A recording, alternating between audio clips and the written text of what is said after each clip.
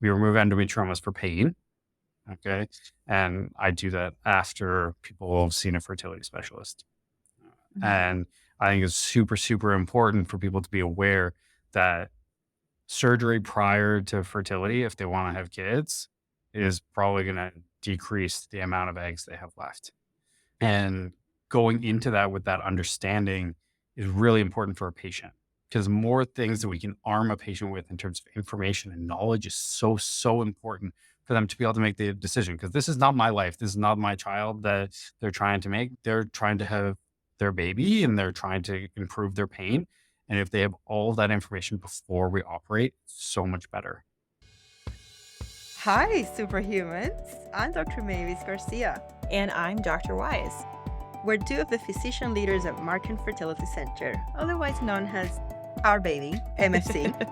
As fertility specialists, we've witnessed firsthand the challenges, triumphs, and the myriad of emotions that come with trying to conceive. Whether you're just starting to think about having a baby, actively trying, or facing challenges along the way, My Fertility Podcast will be your go-to resource for honest conversations and a supportive community. So grab a cup of coffee or tea and settle in, and let's demystify the world of fertility together. On today's episode, we are very excited to be joined by Dr. Geoff Zeni again. He is a gynecologic, minimally invasive surgeon who works often with our patients here at Markham Fertility Center. And we're so excited to talk about endometriosis and fertility and endometriosis and different fertility treatments. Dr. Zeni was with us during episode number 3, if you want to go back and check that out. And we had such an overwhelming response that we had to bring him back. Welcome back, Dr. Zeni. Thank you guys so much for having me. It's my absolute pleasure. And it means so much to me that you guys actually trust me with your patients in terms of taking care of your patients to their surgical journey as a component of their fertility treatment. So let's now talk about infertility and endometriosis. Let's get into it. As an endometriosis surgeon, what does the evidence tell us about the role of endometriosis in two ways: in spontaneous conception and infertility, and in the success of an IVF cycle or a frozen embryo transfer? It's a bit of a complex question, but I think we should separate it into those two categories. I think those two categories are really important to separate into, right? Those two goals are very different. I think they're different for the patient in terms of experience. Huge difference in terms of experience for a patient going through IVF or IUI as opposed to natural conception, but also in terms of cost, right? There's a lot of out-of-pocket cost. Even for funded cycles in Ontario, you're still paying for drugs, right? And there's a lot of places where IVF cycles aren't funded by the government, right? So the out-of-pocket cost for fertility treatment is really big. And it's a very precious resource in terms of being able to get these eggs, make these embryos. So optimizing things for both is really important. And those optimizations are a little bit different. When I talk to patients about how endometriosis affects fertility, I break it down to different things. We talked a little bit about how fallopian tubes affect fertility. And that is the best evidence we have with regards to endometriosis and fertility and surgical management. So if we surgically manage people who have what we call hydrosalpinx, which is a fancy doctor word we use to make ourselves sound smart. And it just means there's fluid inside of a fallopian tube. Always drives me nuts how we want to confuse people by using a whole different language. But when we remove that fallopian tube that has a whole bunch of fluid in it, we can actually improve both natural conception rate if they have another open tube, or IVF conception rate for somebody who's going to do IVF with an embryo transfer, regardless of kind of all of the other factors inside the pelvis. So that's number one. You have a big dilated tube. That's something that we really need to talk about in terms of trying to optimize things if you want to get pregnant. The murkier waters are what come next, right? The evidence that is not as good. And I break this up into the 3 other categories, right? Superficial endometriosis, deep endometriosis, and ovarian endometriosis. And when we're looking at superficial endometriosis, there was a big study that was run in the 90s, which showed that all comers treatment of superficial endometriosis improves natural fertility rates for 6 months to a year after they end up having their surgery. And people have taken that and they have run with it as far as they possibly can. because in that study, they did not split excisional surgery from ablation surgery. So it gave people all this permission to do ablation, and people get pregnant. Like, it's not wrong, right? The evidence, we see that in the clinic a lot of the time, right? We do surgery, people come back like 3 months later and I'm seeing them for their first obstetrical appointment, right? And they had natural conception, 6 weeks after surgery. That's not how it always goes. This is not 100%, right? We treat your superficial endometriosis and you have no other cause for your infertility, right? We have to think about, male factor or other causes that are of infertility that are there as well. If there's no other cause other than that superficial endometriosis, we take it out, you're not guaranteed to get pregnant, right? Your chances might go up, but there's not going to be a guarantee. Superficial endometriosis resection in IVF is more murky. There's studies that say, oh, maybe there's an improvement with excision only. Some of them, they're like, actually no improvement in terms of IVF.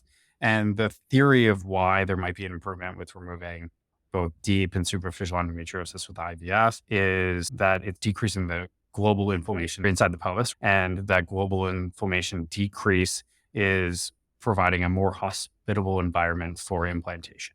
And there's a lot of stuff that's happening in fertility with inflammatory markers, and you guys are actually amazingly at the forefront of all this stuff, looking at inflammatory markers and how that might impact implantation and eggs and egg quality and all these different things. When we look at it with endometriosis, the jury's a little bit out. If you've tried and you've had euploid, which is a genetically normal embryo, put into the uterus, and maybe you've tried 2 of those and neither of them have taken, or you've had early miscarriages, then there might be a role for excisional surgery, going in, removing the deep and superficial endometriosis to decrease that inflammation within the pelvis. And we really need more research to say if that's going to be something that we should offer everyone, or if it's going to be a case by case. And I think we really have to talk about the fact that the evidence just isn't there yet, right? We don't have that perfect slam dunk in terms of, yes, this is going to improve your chances. Maybe not make everything perfect, but it will improve your chances. We just don't have that yet because the evidence right now contradicts itself. Then we look at ovarian endometriosis, and that's like a whole nother bag of worms, right? With ovarian endometriosis, people have talked about egg reserve, like total number of eggs. And then people are looking at AMH, antral follicle count, which is, those are surrogates for looking at how many eggs are there that can be used for IVF retrievals. And then looking at egg quality, which is how good are those eggs at making a normal embryo that's going to implant and turn into a live pregnancy.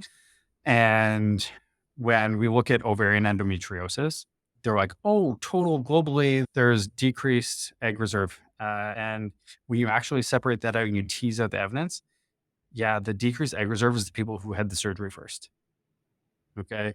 The people who had surgery, that skews the numbers enough to say that as a general whole, people who have an ovary with ovarian endometriosis within it are going to have a lower egg reserve. So in my clinical practice, if somebody is really interested in trying to get pregnant, they have ovarian endometriosis, first step, fertility clinic for egg retrieval, creating embryos or freezing eggs before we operate to try and get the best chance of the most number of eggs. And people are going to talk about egg quality and, decreasing egg quality with an endometrioma there. And there's evidence where they look at the microscopic levels of how the endometrioma causes this inflammation, causes these other reactive changes around where the endometrioma edges are, decreasing the eggs there. But keeping in mind, when you remove that cyst, you're damaging all of that ovary as well. So that quote unquote, maybe improvement in egg quality is not a true improvement of egg quality, because all those eggs you were going to improve, you actually damaged on the way out. That's right. So when you tease apart that evidence, you don't see the improvement of egg quality after you do the endometriosis surgery to remove the endometrioma. We remove endometriomas for pain. Okay. And I do that after people have seen a fertility specialist. And I think it's super, super important for people to be aware that surgery prior to fertility, if they want to have kids, is probably going to decrease the amount of eggs they have left. And going into that with that understanding is really important for a patient, because more things that we can arm a patient with in terms of information and knowledge is so, so important for them to be able to make the decision. Because this is not my life. This is not my child that they're trying to make. They're trying to have their baby and they're trying to improve their pain. And if they have all of that information before we operate, so much better. Because I don't want a patient to ever have to come back and feel like, we did this surgery, we didn't talk about my egg reserve beforehand, and now I can't get any ovulation or any good eggs out of my ovaries. They just don't stimulate well with IVF. I can't get pregnant on my own. And that's not the goal. The goal is to try and optimize both these things synergistically. And I think the interaction between fertility specialists and surgeons needs to be there so that we can do that in a really informed way for patients. I think that really speaks to the importance of this, like, open communication. And even though I've known you for a long time, having this conversation is fantastic. It's phenomenal to hear how you counsel your patients about it and just become more informed to hear about the newest things. Because for sure, I'm still thinking in terms of the classical ways, which I think you talked about before. And so this is really, really helpful. You're right. You talked about access. We're very lucky here at Markham Fertility Center that we have you just downstairs from where we are. Markham Fertility Center has their own OR time. You have your OR time. We really work well together. Our physicians come and assist you in the OR when you do endometriosis surgery in our patients. So I really feel that's the way it should be. Unfortunately, it's not saying anything badly about other clinics. It's just there's just no access anywhere else. There are not that many surgeons out there. The waiting lists are really long. Many of the clinics are not really working closely with endometriosis surgeons just because of the setup, not because of any other reason. And yeah, it really is too bad. But I wanted to go back just to clarify. So there's a patient who's done IVF and has diploid embryo transfers, and she hasn't done an embryo transfer yet. And let's say she has done endometriosis mapping for whatever reason, and there is some endometriosis. Let's say she has, 4 euploid embryo transfers, and she hasn't done an embryo transfer yet, and does not have a hydrosalpinx, a swollen fallopian tube. Do you think a patient like this needs to have endometriosis surgery prior to her first embryo transfer? So I'm going to go back for one sec before I answer that question. First of all, you made me blush, and thank you very much. I appreciate all those very kind words. I think the relationship between the surgeons here and the fertility specialists is something I've never seen anywhere else before, and it is absolutely incredible. And I think it provides such better care for the patients. And that makes such a huge, important change from the classic way it's done, where there's like this island of fertility specialists and there's hospitals that have surgeons and they like refer each other, but they never actually really talk and they never really work together and they never benefit from each other. But here it's such a synergistic relationship. It's absolutely fantastic. And I feel so lucky and privileged to be here and work with you guys, as well as work in this hospital setting that like really is so happy to provide that for the patients. And we can't say enough about Markham Stouffville, which allows us to work together to treat these patients. It's awesome. Now I'm going to get back to your question. Just to summarize, we have this patient. She has endometriosis, which we've seen on ultrasound. She probably has pain. She has her primary goal of getting pregnant, and she has done an IVF cycle before any surgery, and she has 4 euploid embryos frozen, waiting. And those embryos are genetically normal. That's what euploid means. And the endometriosis world, don't talk about euploid all that often. But the fertility world, it's like your vernacular. So in those circumstances, I think there's a couple things about this question that are really actually specific and that we need to think about when I talk to my patients about this. One is there's 4 embryos, right? So if you try one transfer and it doesn't work, we also have the opportunity to do surgery after that transfer before the other 3, right? If you try that transfer and it works, you're pregnant and that's your primary goal, and that's fantastic. And then we can do surgery after you're done having your children. And then we don't have to have such a concern about that ovarian reserve component of the surgery. So that's different than somebody who only has 1 euploid embryo, because that single euploid embryo is like this diamond that is being cherished because it's the only one they have. And I'm not saying that 4 euploid embryos are not important, or the one of the 4 is not important. It's very important, but it gives a little bit of leeway where you don't necessarily need to go through the risk of surgery beforehand. Whereas if there's only that one euploid embryo, I think that counseling is more nuanced in terms of maybe we should give this embryo the absolute best chance it can get. And then maybe surgery might be warranted beforehand. But there's other factors always at play in these things. They're never as simple. Patients are all so different. And that's why the counseling needs to be so personalized for all these patients. That's why when you guys send me a patient, our first consult is always over an hour, right? There's so much to talk about in terms of all these different components. And that's before you get into the ultrasound. And then we have a huge another conversation after the ultrasound's done. So, a lot of this counseling is with trying to get at what the patient's goal is, what their real at the end of everything, what they want, right? And where their values lie, and how do we best achieve that and help them to achieve those goals. They're not our goals. If somebody has horrible, horrible pain, all they want to do is have a baby, that's very different than somebody who's like, my pain is so bad. If I have to not have a kid, then that's fine, but I just need help with this pain. And we've talked so much about surgery, but there's also medical management, right? And sometimes we can temporize people in terms of pain management with medications before pregnancy and between pregnancy to try and get them to that point where they can have their babies and then operate when there's less risk to decreasing the ovarian reserve afterwards. But on that situation with 4 embryos, I would tell the person probably go ahead, try an embryo transfer. If you don't get pregnant, come back, we'll talk again. If you get pregnant, that's fantastic. That's exactly what we want to hear, right? And then we can reassess things after your pregnancy. If you want to get pregnant again, we can talk about what we're going to do next and what we're going to do in an interval between your pregnancies and things like that. So lots of options.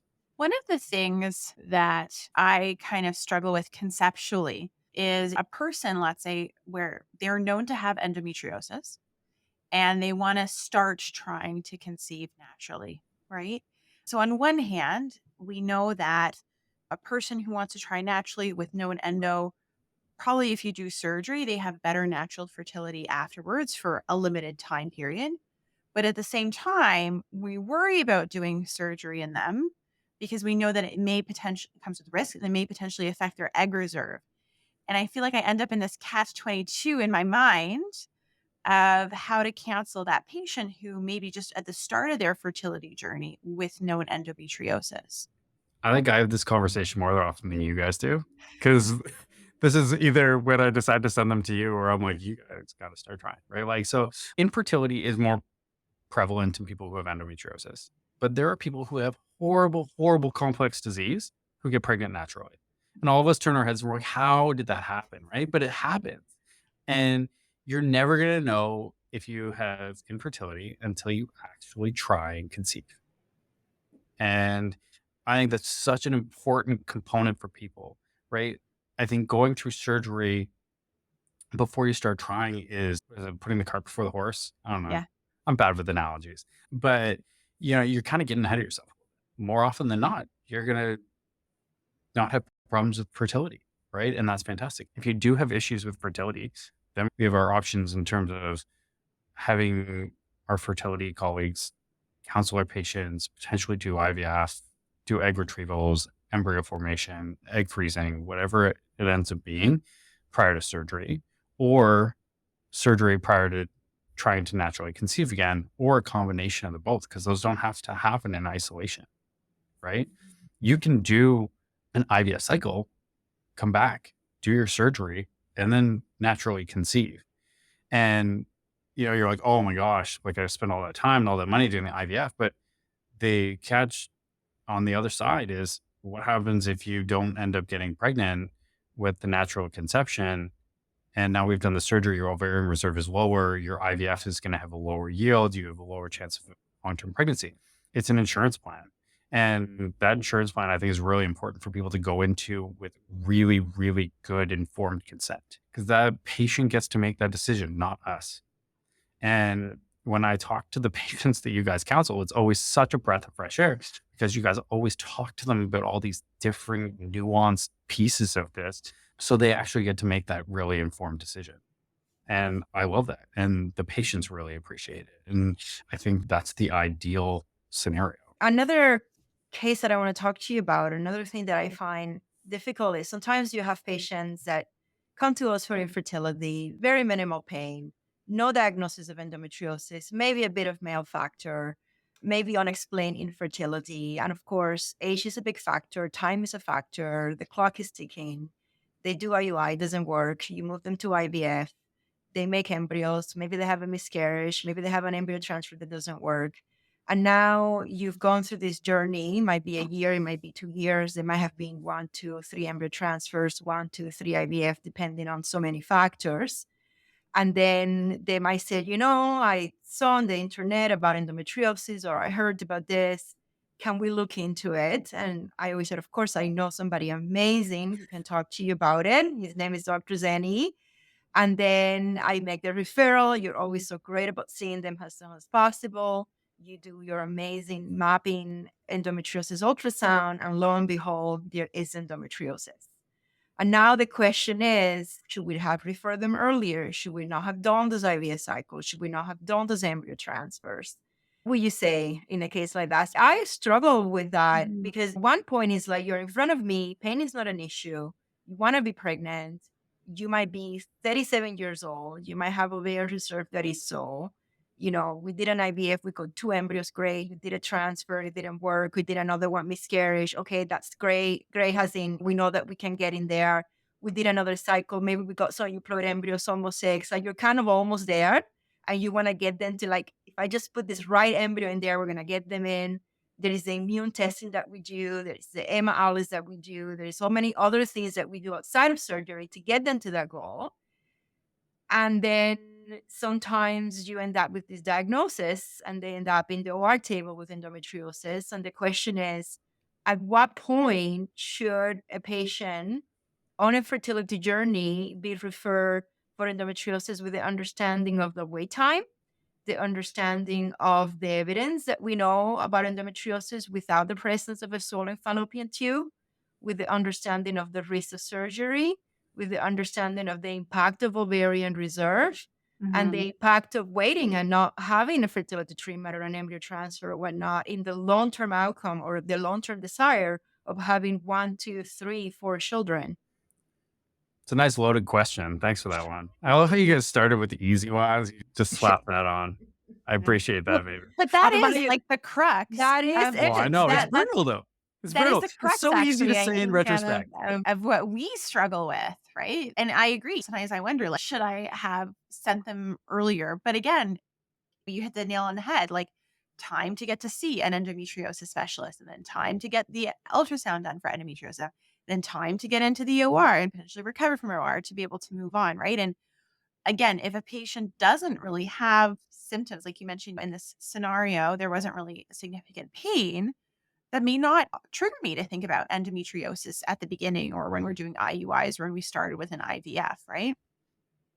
Yeah. And it's not uncommon for patients with fertility. They just really want to get pregnant. So in my Yeah. first consult, I always ask, pain with menstruation, pain with intercourse.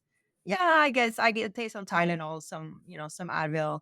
Yeah, and there's not a big deal because all they really care about is get me pregnant now. They're not thinking about their pain, right? Yeah. And sometimes when you go through fertility, I mean, you take all these hormones, the ovaries are being overstimulated, and now you become very hyper aware of your body. And I know because I've been there. Like now you know when you're ovulating, you know when this is happening, what's happening. So then pain becomes a bit of a more of an experience that they have, that they think about a little bit more because they're now hyper aware of what's going on in their body. And then at some point in that journey, it's like, actually, I'm having a lot of pain with my period. But a lot of time, and rightly so, fertility patients are minimizing their own pain because they just really want to get to pregnancy. That is their goal. I think the other huge component to why people minimize their pain is because they've been gaslit for their entire life since their first period, right? I see this all the time in my office where nobody is ever taking their pain seriously. So people stop talking about it. And it is so sad for me because if men had the same problem, there was no way anyone would shove this under the counter. Nobody would be like, oh, okay, this is just your period, right? Like sucking up everybody's periods or hurt. That's just what you have to go through. Nobody would ever say that to a man. Women are just expected to deal with it. And it makes me so sad, honestly. And you guys see it because they've been dealing with this for a long time. So they minimize their pain when they come and talk to you, which they've probably been doing for a decade, right? Part of this is why it takes people so long to get a diagnosis. But the other part of this is a huge societal issue, I think, that we still have, where people gaslight women all the time. It's just a reality. And people gaslight women about pain, and it makes me furious. And I rave about this to my wife all the time. And she has no interest in chronic pelvic pain. She says that. She's like, yeah, when we were young and you ended up having pain with the periods, people just said, yeah, it's a period, that's just what they're like. But periods aren't supposed to be painful, right? And when you tell patients that, and they're like, you mean periods aren't supposed to be painful? Everybody's always told me this is what they're like. So they just think that their periods are normal because people have told them that. And I think we've done a huge disservice to so many women in our society. Sorry, there's my little soapbox moment. That's okay. I wasn't going to let you get away with not answering my question. I'm coming back. So I love this question. This is why podcasts are fun though, right? Because you can have that little soapbox moment. I mean, we've done it for sure. We've had our soapbox moments already. You guys see the steam coming out of my ears? But yeah, I love this question because I was going to ask you the same question, and now I'm stuck with it because you guys beat me to the punch. But I think retrospect is always so much easier when you've done all these things, and now they're like, oh, now we have that diagnosis of endometriosis. Oh, we probably should have, referred earlier. But what happens if they got pregnant with their first IUI? Yeah. Right. What happens if they got pregnant with their first IVF transfer and they had endometriosis? Because so many of the patients do. Right. You have so many patients with endometriosis that end up getting pregnant with IVF and with IUI without ever needing surgery. Not to mention the spontaneous pregnancies. Yeah. Oh, yeah. And you don't even see. Yeah. Yeah. People are doing cesarean section for something completely separate. Then they find all this endometriosis, and nobody has ever diagnosed it before. And they got a spontaneous pregnancy and all these other things. Things happen all the time. But I think when you get to that point, right, we've had implantation failure. We've had people try IVF and they haven't gone be able to get pregnant with a round or a couple of rounds of IVF, and maybe they have pain, maybe they don't. But this is the time I think that it's really important to refer somebody, because if you refer them too early, our surgical wait times are long enough already. And if their goal truly is pregnancy, their best chance of pregnancy is going to be with you guys, not with me. Right? I'm tilting the scales just a little bit. You guys take the scale, throw it out the window, right? It's a totally different ballgame. And I think when people are like, oh, now I have my surgery and my transfer worked after my surgery, I wish I had my surgery so much earlier. So much easier to say that afterwards, because there's so many people who are in the opposite camp. And those are the people who have had the struggles with all of their fertility, where that little bit of change in the scale might make the difference. And that's when we're trying to make those incremental improvements to try and improve their chances of getting pregnant. And that's what might tip them from one way to the other. Whereas a lot of people don't need that little extra boost. So it's a question which is impossible to answer, and it's going to come patient to patient. But realistically, when I talk to my patients and I'm like, you've been trying to get pregnant, you haven't been able to get pregnant, you've had 6 months, you've been trying naturally, this is the time to go see a fertility specialist, right? You're young, you've spent a year trying, this is your time to go see a fertility specialist. Then you guys do what you do best. You get people pregnant, right? And then there's that select few people who end up having a really hard struggle with fertility, and they've done multiple fertility treatments. And that's when I think that those incremental improvements are so much more valuable. No, that makes sense. I'm satisfied with your answer. I'm glad I could satisfy. And I, you know what, if anything, it's reassuring to hear that you feel the same way, in the sense that you never know in terms of how things can transpire, how things can go, and that there is no set formula or algorithm to say, okay, yeah, now you think about endo. And then again, as I said, always in the back of my mind, I'm thinking the wait times to see you versus egg reserve and time passing, right? Yeah, I think that we have to tease out two things though, right? There's the people who have the pain and the fertility, and there's two different reasons we operate. Yeah. Sometimes we operate solely for the fertility benefit. Sometimes we operate solely for pain benefit. And sometimes those things are muddled in between. And we have to find that balance of when the perfect time to do surgery is. And, I have patients that you guys send to me after your very first consult because you see them and they talk about how horrible their periods are and how painful their periods are. And I end up seeing them pretty soon after you guys end up seeing them. Right. And those are the patients that we talk about operating on for pain benefit as well. And those are the patients who end up getting seen earlier because they're getting surgery for a different purpose. Right. Or an added purpose, not necessarily a different purpose, but an adjunct, right? And those are the two main indications for surgery for endometriosis. And I think that if you only talk about one, it seems so black and white, but it's really not that black and white. There's a big field of gray in between. And that field of gray is all patient preference, right? That's all their choice. And you give them the information and they get to make their choices. We can guide patients, give them our expert opinion, but when it comes down to it, this is their life and their body, and they get to make that choice in terms of what they're going to do. We just arm them with all the best knowledge that they can have. And then they go and research online anyways. You sound like a fertility doctor. They're not hanging out with you guys too much. Or they listen to a great podcast and learn everything they need to know about endometriosis. Where you get your information is a huge importance. So I think the inverse of that question is really important for your listeners and anyone who has endometriosis or anybody who struggles with pelvic pain and fertility as well, which is what is the time where you as a fertility specialist think it's really important to send somebody for potential investigation of endometriosis or surgical management? You know, we have a special relationship here where we can actually get the answer of endometriosis a lot of the time before we operate, which is really nice, which is not available in a lot of places. But I'd like for you guys to talk to that. Well, for me as a fertility specialist, like I said, I always ask in my first consult about pain, both dysmenorrhea, which is pain with your menstrual cycle, and dyspareunia, which is pain with intercourse and pain with bowel movements as well. And obviously, we look at the ultrasounds as well for the obvious ovarian endometriosis that you might see on a regular ultrasound, not a mapping ultrasound. And then putting together the pain, the age of the patient, the goals of the patient. Do we want one child? Do they want two children? Do they want three? Do they have two already and we're looking for one more? Do they have none and we're looking for three, which means longer. I need more embryos. I need more time.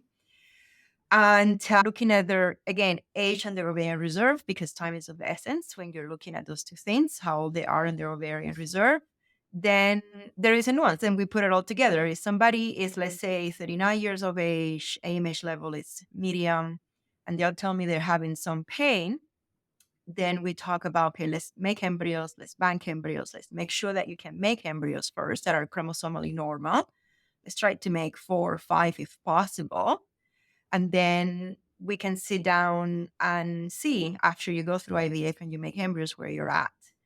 So let's say you've made those embryos. What is the quality of the embryos? Were you able to make a lot of embryos? Where's your pain at? And again, like exactly what you said, the patients have to make a decision. And it's a discussion of, I know there's this condition called endometriosis. You might have it. You're having pain. You don't have a swollen fallopian tube. So we know it's not like an absolutely must that you need to have surgery. We know that the evidence is a bit murky in terms of implantation. You have these embryos. It could be that they have 1 euploid and 2 mosaics, or 2 euploids and 2 untested. I mean, there's a million combinations there. And then we have a conversation about, do you want to do a transfer next month? We would know if you're pregnant or you're not. And if you are, you never have to meet this guy called Dr. Zeni. Or do you not want to do the transfer? You present the same scenario to different patients, and different patients are going to give you different answers, because this is a very nuanced situation and everybody's on a unique journey. I had endometriosis as well. We're not going to get into my story, but I didn't have surgery. I wanted to be pregnant. So I did embryo transfer after embryo transfer after embryo transfer, because I knew, like you said, that's what's going to tip the scale, throw the scale out the window. I knew that endometriosis surgery was just going to help me like 5%, and doing transfer after transfer after transfer is going to help me a lot more to get to my goal. So I put up with the pain. I left endometriosis alone and did my transfers. But somebody else may not feel the same way. Somebody else may feel, no, I need to get to the bottom of it. I am uncomfortable proceeding without a clear treatment and diagnosis of endometriosis. And I'm okay to wait. I'm okay to wait for the referral and the consult and the surgery and put my embryos on ice. And I understand that there is a risk that when I come back into these embryo transfers, they don't work. I'm older. I had surgery. I might not be able to make more embryos.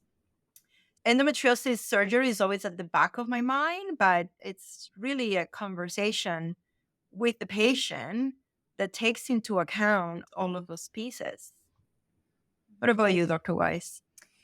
A lot of what I'm going to say is probably kind of similar to what you guys said, but basically, I agree. At a first patient appointment, I'm always asking out painful periods, pain with intercourse. And I agree. The vast majority of the time, people are like, I take a Tylenol here and there. It's not so bad. So I'm not necessarily thinking about endometriosis right off the bat. But again, if I'm seeing somebody for the first time and they're telling me, yeah, I'm in bed, debilitating pain, I need round the clock prescription pain medications, then I'm going to be thinking about endometriosis a lot sooner for sure, and the impact on fertility and pain as well, because I think that is also a really, really important factor. And I think you kind of spoke to that when thinking about why you're doing surgery. Is it more pain? Is it more fertility? Or is it both? And that might kind of change what your potential plan would be. But I think, let's say we do our initial investigations, we do an ultrasound. If we're seeing endometriomas present, then again, that tells me, yeah, this is somebody who has endometriosis. And then I will counsel them and say, listen, if you have these endometriomas on the ultrasound, that tells me that you have endometriosis. We know that with endometriosis, it can affect fertility in a number of different ways, but it doesn't mean that you can't get pregnant. And so then I present to them the option like, okay, we can potentially pursue doing referral to an endometriosis specialist, potentially surgery, but that this is what it's going to look like. This is the reality of it. This is what the timeline could be versus, maybe again, we start trying with something simple, something basic, something like IUI, depending on the sperm and the fallopian tubes and all the other things, where maybe maybe we will get you to pregnancy. Maybe we don't need to do all of that. And then just revisiting it as things progress and as you move to IVF. If somebody has swollen fallopian tubes, so like a hydrosalpinx, then for sure, I'm definitely recommending surgery, at least the removal or interruption of the hydrosalpinx before an embryo transfer is done. If somebody's doing IVF and I know that they have this swollen tube, that is someone who I'll be counseling against doing a fresh transfer or making sure that the surgery gets done prior to an embryo transfer. And I agree. That is, though, the one thing that I think has the strongest evidence for when it comes to endo and it comes to IVF that we can kind of hang our hat on. In a situation where somebody most commonly what happens is someone who doesn't really have a lot of pain, doesn't really tell me about painful periods. We maybe do IUI, maybe do IVF, maybe you get to embryo transfer, potentially failing of euploid embryos or good quality embryos, even if they're untested, where I think it's time to circle back and answer this question and talk about. And so whenever anybody fails a euploid embryo transfer, I always talk about this question of pelvic inflammation, this question of occult endometriosis. I always bring it up and I say, listen, it's a possibility. It's absolutely possible. But finding out if this is really it is challenging, whether I will now be sending more people probably for endomapping ultrasound to you because I'm now a convert after hearing you talk about it. But this is the reality of the timelines and everything. And that you may be making more embryos in the meanwhile may be beneficial regardless, right? If somebody may potentially be ending up having surgery down the line versus trying something else and potentially proceeding with transfer. But I think it depends on the bigger family plan too, right? How many children is this person hoping to have in addition to, their current, the pregnancy we're trying to achieve now? What are the embryos like? What is their age? What is their egg reserve? These things are all going to be part of the discussion. I mention it after a failed euploid embryo transfer, this question of occult endo for sure, but I don't necessarily send everyone for an endometriosis consult. After a failed euploid embryo transfer, occult endometriosis is only one of the many reasons why that could have happened, right? So we can change the transfer protocol, we can do immune testing, we can do biopsies, we can look at the embryo. Maybe the embryo was a euploid, but not all euploid embryos are the same. Maybe it was a day 6, maybe it was a day 7, maybe it had a low morphology. There's a million reasons why a euploid embryo transfer may fail, and the possibility of occult endometriosis is only one of many, if it is one of them. Yeah, I think that that's really important to think about in like these circumstances. We're talking about endometriosis so much today, and we're not really hitting on, there's other reasons people have unexplained infertility or presumed unexplained infertility at the beginning, right? Endometriosis is just one piece of that puzzle. Now, Marta, you mentioned endometriosis mapping, and we're going to talk about passions like this is out there for me, right? I think it's such a huge game changer in terms of how we approach this disease, just from the beginning to the onset, to the counseling, to surgical planning to how long we're even scheduling people in the OR, who we're talking to beforehand. All those things are so important. But for you guys as a diagnostic tool, as this is going to become more and more accessible, this is our goal, right? Our goal is to train people to be able to perform these scans. These scans are not like a normal pelvic ultrasound. We're looking at structures that every other sonographer has always been trained to ignore, right? And a lot of them have never even been told that these structures exist. And I talked to some of the sonographers here, they were always taught that you can't see a normal fallopian tube. And I'm like, oh, look at this. This is the fimbriated end of the fallopian tube. We can make a wave at us on the ultrasound. And they're like, this is crazy, right? We were always told that you can never see a normal one. You can only see an abnormal one. And there's so much we can see with ultrasound that was presumed that was always never going to be able to be seen. So when we look at these uterosacral ligaments, we look at the area behind the cervix, we look at this area beside the uterus, how everything's moving together. We look at the rectum, we look at the bladder, we look at the tubes between the bladder and the kidneys. All those things are things we assess with these ultrasounds. We get so much more information. And as we train more people to do this, it's going to become more accessible.